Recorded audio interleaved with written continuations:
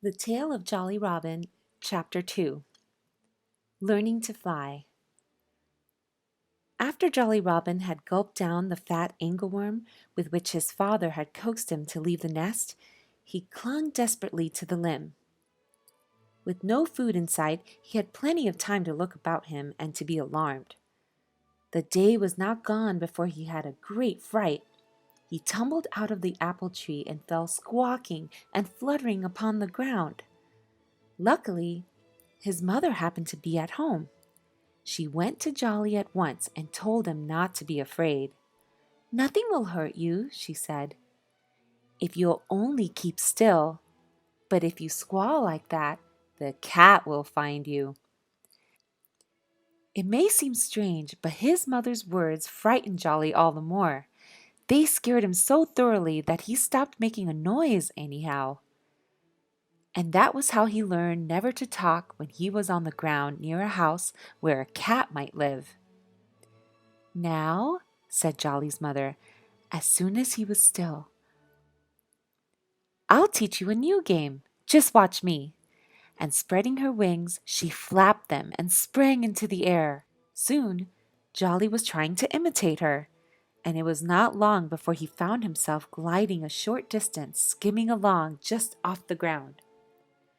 But in spite of all his efforts, he couldn't help falling again. Though his mother tried to show him how to fly into a treetop, Jolly Robin seemed unable to learn the trick. At last Mr. Robin said to his wife, "I'll teach him the rest. You've made a good beginning, but he must learn more at once. There's no telling when the cat may come into the orchard to hunt for field mice, and you know what would happen then." His wife shuddered, but Mr. Robin told her not to worry. "I'll soon have this youngster so he can fly as well as anybody," he declared. So he went and hopped about on the ground with Jolly for a little while, showing him how to find worms beneath the grass carpet of the orchard. And then, in a loud voice, Mr. Robin suddenly cried, "The cat! The cat!" and he flew into an old tree nearby.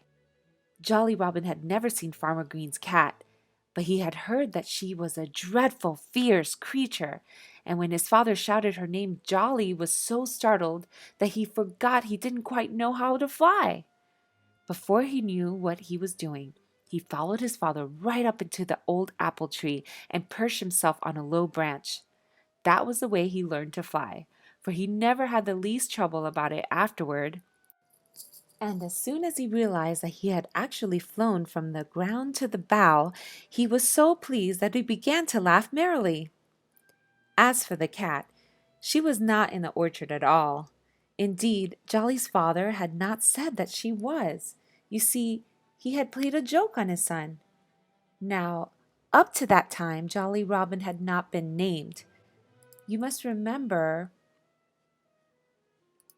that he was not 2 weeks old, and having 3 other children of the same age, his parents had not been able to think of names for all of them. But this big youngster laughed so heartily that his father named him Jolly on the spot, and jolly he remained ever afterward.